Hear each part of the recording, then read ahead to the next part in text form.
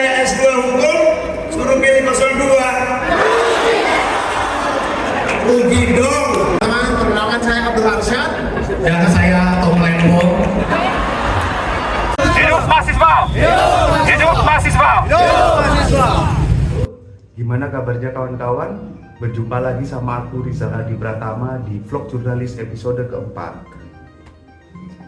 Nah, di vlog hari ini kita temanya agak beda ya dari 3 episode kemarin. 3 episode kan kita temanya kampanye akbar semuanya tentang politik, tentang calon presiden dan janji-janji. Nah, di vlog kali ini agak beda. Siang hari ini sekitar pukul 2, hari ini tanggal 9 Februari 2024 akan ada aksi dari teman-teman mahasiswa yang tergabung dalam Aliansi Cipayung. Mereka rencananya mau bikin aksi di perempatan Kayu Tangan. Tema aksinya mirip nih seperti mahasiswa-mahasiswa yang lain, yaitu memprotes netralitas dari pemerintah agar tidak berpihak pada pemilu 2024 ini. Menarik ditunggu apakah nanti acaranya akan rame atau enggak. Semoga rame, jadi makin seru dan liputan kita nggak membosankan. Lalu setelah itu tetap ternyata ada kampanye lagi dari Caimin yang rencananya akan ada kampanye atau safari politik di Ceria Ballroom Karanglo. Acaranya sekitar pukul 4:30 sore. Jadi Caimin ini sama Anies rencananya ada kampanye akbar jam 3 sore di Pasuruan. Nah, setelah itu Caimin akan lanjut ke Malang, ke Ceria Ballroom Karanglo untuk melakukan kegiatan atau acara namanya Selepet Amin. Hampir mirip ya kayak acaranya calon yang lain kayak Desak Desak Anies dari acaranya tentu Pak Anies Baswedan, lalu Tabrak Prof dari Prof Mahfud MD, kayak gitulah. Caimin punya acara sendiri namanya Selepet Amin. Itu kan dia terkenal kan namanya selepet dengan sarung. Nah, itu jadi gimmick. Lalu rencananya di acara Selepet Amin ada juga Abdul Arsyad dan David Nurbianto yang akan meramaikan, karena duanya kan sudah mendeklarasikan mendukung pasangan 01 ya. Jadi cukup menarik juga karena ada 2 komika, karena jadi nanti pasti acaranya akan seru dan lucu pastinya.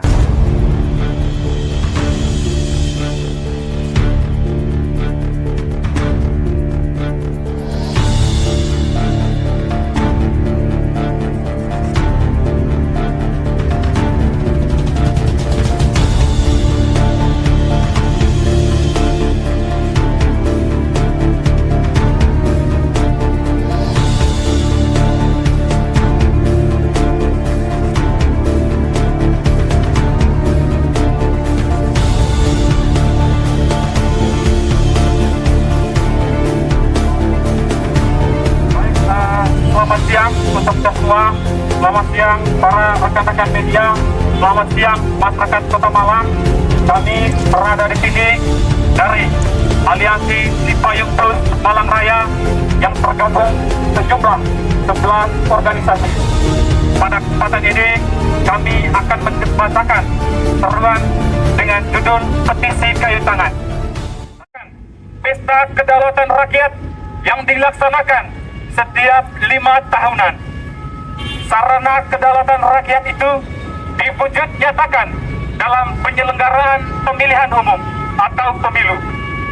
Pemilu merupakan sarana integrasi bangsa yang bertujuan untuk peralihan kekuasaan negara. Pemilu sebagai salah satu perwujudan pelaksanaan demokrasi di Indonesia untuk memilih wakil rakyat dan pimpinan eksekutif secara langsung dan demokratis. Dinamika politik nasional akhir-akhir ini sedang tidak baik-baik saja. Berbagai praktik penyelenggaraan negara yang dilakukan oleh aparatur negara nampaknya telah melenceng dari koridor moral, etik, dan marwah semestinya. Kondisi demokrasi juga mengkhawatirkan dengan adanya berbagai intervensi hukum dan konstitusi untuk memuluskan kepentingan satu dua golongan, hingga hak sipil juga terancam dengan adanya berbagai tindakan intimidasi intervensi yang dilakukan oleh para aparat penegak hukum.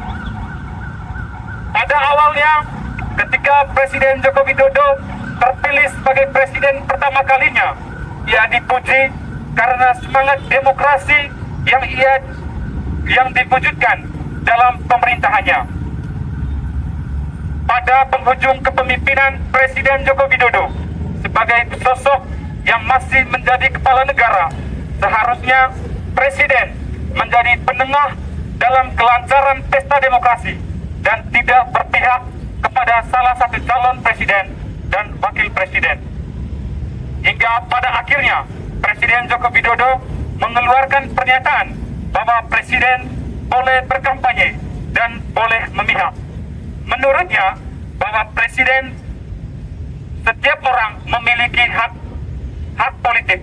Dalam hal ini sesuai regulasi bahwa Presiden Joko Widodo melegitimasi pasal 299 ayat 1 Undang-Undang Nomor 7 Tahun 2017 tentang pemilu. Hal ini menandakan bahwa pernyataan Presiden Joko Widodo bertentangan dengan etika publik dan melanggar janjinya dalam menggaungkan demokrasi, sebab sebagai kepala negara jelas kedudukannya harus bersifat netral dan perlu diketahui dari tafsiran Undang-Undang Nomor 7 Tahun 2017 tentang pemilu.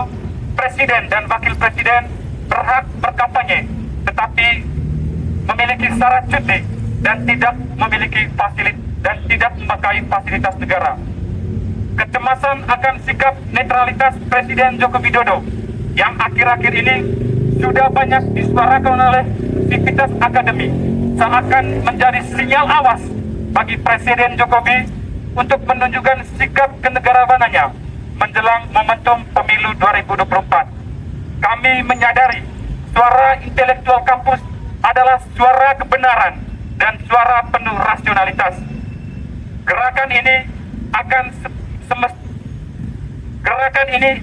semakin baik apabila disuarakan oleh sivitas akademik di seluruh Indonesia. Hingga pada hari ini, para akademisi telah bergerak sebagai manusia berpendidikan yang memberikan kebermanfaatan kepada masyarakat dengan kondisi demokrasi dinilai sedang melenceng dari jalan yang benar, sehingga mengembalikan kepada mahasiswa dan masyarakat atas kejadian yang sangat menciderai tatanan negara. Maka dengan sikap yang diutarakan, para akademisi semakin menunjukkan bahwa hari ini dengan sistem demokrasi sangat tidak baik-baik saja. Praktik politik uang dan black campaign, praktik ini tidak dapat ditolerir dan tidak dapat dibenarkan. Terlebih seluruh elemen masyarakat begitu antusias dalam mendukung para calon pemimpin negara, hingga dalam hal ini tidak menutup kemungkinan memunculnya adanya black campaign, money politik, dan intervensi yang terjadi dalam proses terjadinya kampanye di pemilu 2024. Perlu kita ketahui bersama, dalam penyelenggaraan pemilu 2024 akan cukup sulit untuk memastikan pemilu berjalan aman dan damai jika penyelenggara pemilu tidak netral dalam momentum pemilu ini. Maka ketakutan kita bersama dalam hal ini dapat melunturkan kepercayaan masyarakat dalam hal penyelenggaraan pemilu yang berasaskan langsung, umum, bebas, rahasia. Kami Cipayung Plus Malang Raya menyatakan sikap secara tegas dan penuh sadar untuk satu, menuntut Presiden Joko Widodo sebagai kepala negara, pejabat negara, dan aparatur sipil negara untuk menjunjung tinggi sikap kenegarawan dengan tidak memanfaatkan kewenangannya sebagai pejabat publik, harus bersikap netral dan tidak bercondong pada salah satu paslon dalam kontestasi pemilu 2024. Dua, menolak adanya intervensi adanya intervensi, black campaign, dan money politik dari kekuatan politik manapun pada pemilu 2024. Tiga, mendesak seluruh elemen perguruan tinggi negeri ataupun perguruan tinggi swasta di Malang Raya untuk bersikap dengan tegas atas kondisi kemunduran demokrasi. Empat, menuntut lembaga penyelenggara pemilu untuk mengedepankan asas demokrasi yang sehat, secara langsung, umum, bebas, rahasia, jujur dan adil, atau luber jurdil, serta bebas dari manipulasi, intimidasi, intervensi, atau pelanggaran lainnya. 5. Mengajak seluruh elemen masyarakat sipil untuk memaksimalkan partisipasi secara bermakna dalam seluruh proses pemilu 2024, memastikan kedaulatan dan supremasi sipil, dan menjaga marwah demokrasi, serta konstitusi, agar tidak didegradasi oleh elemen manapun.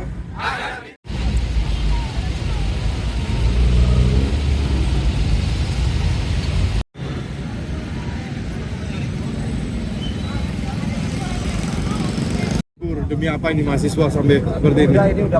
Kampus masih libur, tapi atas kesadaran dan juga semangat moral kami, sehingga kami berada di sini untuk menyampaikan beberapa keresahan kami dan juga seruan kebangsaan kami dalam menyikapi pesta pemilu 2024. Apa yang menjadi poin utama?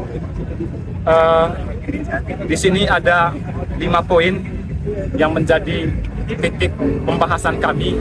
Yang pertama, kita meminta bahwa seluruh aparat negara, baik dari presiden, pejabat negara lainnya, dan juga aparatur sipil negara, untuk bersikap netral dalam pemilu 2024 dan juga tidak boleh menggunakan kewenangan jabatannya, kewenangan otoritasnya untuk memenangkan salah satu paslon. Kemudian kami juga meminta semangat gerakan solidaritas ini untuk bisa digaungkan oleh seluruh kampus di seluruh Indonesia. Dan juga kami memiliki seruan kebangsaan yang ini bersifat umum dan bersifat mendidik masyarakat, yaitu mengajak seluruh masyarakat untuk berpartisipasi dalam pemilu. Dan juga kami mengajak menolak seluruh bentuk intervensi, bentuk intimidasi, dan juga menolak praktik politik uang dan juga black campaign dalam pemilu 2024. Jadi seruannya seruan kebangsaan, dan tidak ada indikasi bahwa gerakan-gerakan yang kami lakukan hari ini dimaknai oleh pihak luar mungkin sebagai gerakan tunggangan. Ini gerakan murni, dan pesan-pesan yang disampaikan juga adalah pesan kebangsaan. Mas, selain mengkritisi, apa nanti mahasiswa juga akan melakukan pengawasan Mas pada proses pemilu ini? Tentu sebagai mahasiswa kita akan melakukan pengawasan, dan gerakan ini pasti akan berlanjut meskipun dalam tahapan politiknya sekarang memasuki masa kampanye, masa tenang dalam waktu ke depan. Tapi untuk mengkawal demokrasi, saya kira kita tetap berjalan. Bahkan dalam proses pemilu berjalan, mahasiswa tetap siap untuk mengawal proses penyelenggaraan pemilu. Oke. Terima kasih, Mas.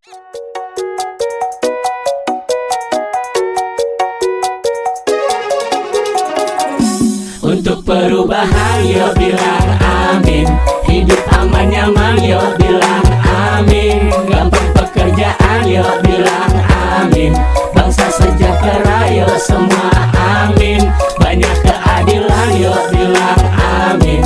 Bebas berpendapat, yo bilang amin. Pendidikan bagus, yo bilang amin.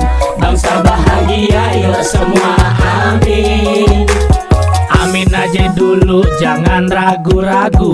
Yuk ubah bareng, apalagi yang ditunggu. Berjuang untuk bangsa, kayak pejuang dulu. Kalau nepotisme, sorry, enggak dulu. Pengen banyak konser karena negara aman. Alam terjaga, kita peduli lingkungan. Fokus pendidikan, guru pade makmur. Pendidikan terjamin buat semua umur. Buat perubahan.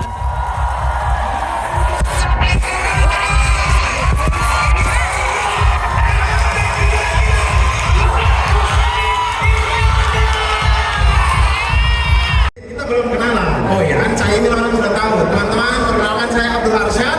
Dan saya Tom Lembong.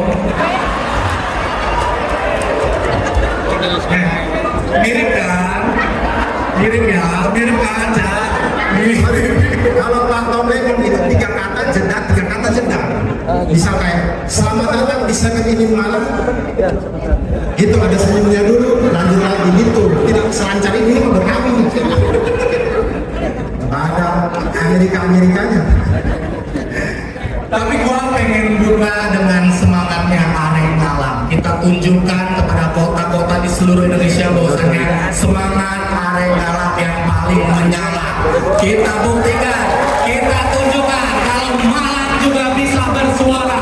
Malang, apa kabar? Mana suaranya? Sudah siap untuk playback ini?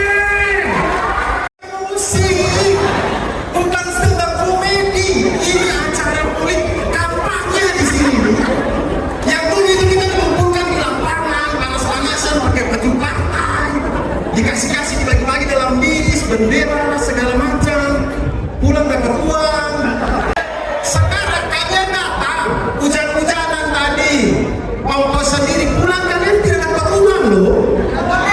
Kok mau datang sini? Ya, karena anak muda di sini terbukti mereka mau diajak berpikir bukan diajak berjoget.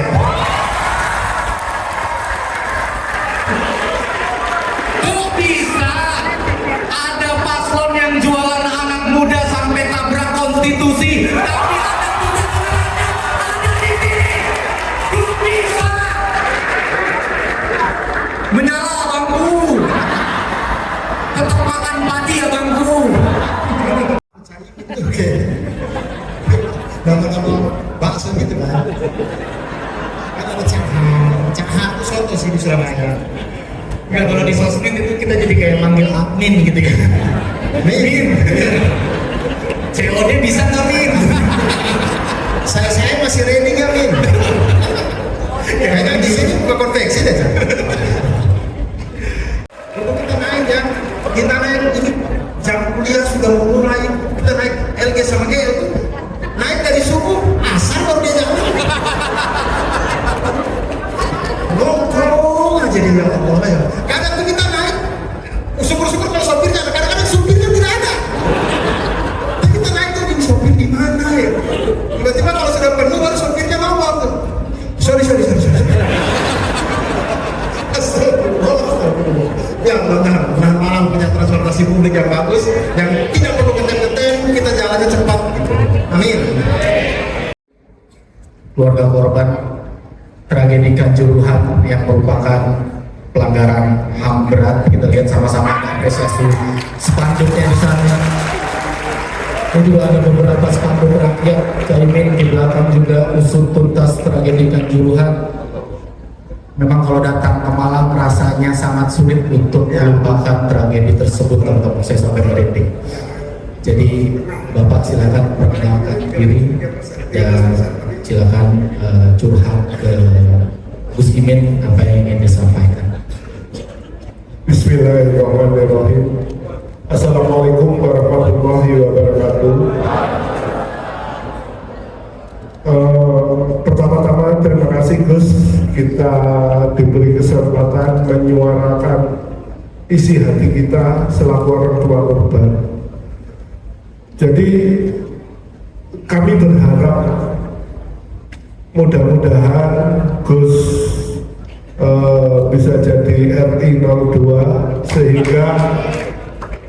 sehingga curahan hati kami keluarga korban saat ini bisa terakomodir. Amin. Karena perjalanan kita panjang, Gus. Jadi kita sudah melakukan penuntutan di Polres Kepanjen. Kasus kita di SP3kan. Jadi kita pertahankan Kanjuruhan selaku tempat kejadian perkara untuk nggak dibongkar dulu. Kita sudah berjuang.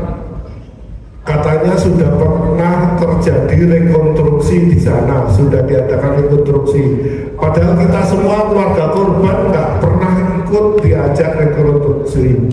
Nah, hukum yang mana ini yang kok rekonstruksi yang berkepentingan aja, kita nggak pernah diikutkan satu. Nah, sebetulnya kita nggak ingin di acara Selepet Imin ini mengajukan tuntutan apa gimana. Cuma pengharapan mudah-mudahan jenengan berdua bisa jadi RI 1, RI 2 sehingga perjuangan kami ada jalan, ada titian untuk menuju keadilan yang dialami oleh anak-anak kami gitu, Gus. Nah, terus untuk yang kedua, saat ini proses kasus kita dalam Mabes Polri ya, itu pun dalam Dumas, dalam pengaduan Dumas, Gus. Jadi untuk saat ini sementara itu keluhan kami. Terima kasih diberi kesempatan untuk menyuarakan unek-unek kami keluarga korban. Saya kira segitu. Wassalamualaikum warahmatullahi wabarakatuh.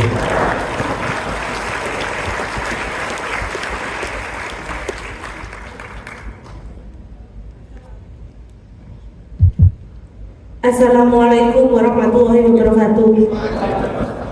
Perkenalkan, nama saya Eva. Saya orang tua dari almarhum Jovan. Begini Gus, saya hanya mau bertanya sama Gus, satu pertanyaan aja. Apa yang akan diberikan dari Pak Anies dan Gus Imin seandainya jadi presiden dan wakil presiden untuk tragedi Kanjuruhan ini, gitu aja. Terima kasih. Assalamualaikum warahmatullahi wabarakatuh. Terima kasih banyak Pak Ibu. Insya Allah Pak, aman-aman kita lanjutkan investigasi dan kita tuntaskan masalah tersebut. Itu memang komitmen kita. Semoga Bapak Ibu yang ikut putra-putrinya menjadi korban tetap sabar, tunggu perubahan.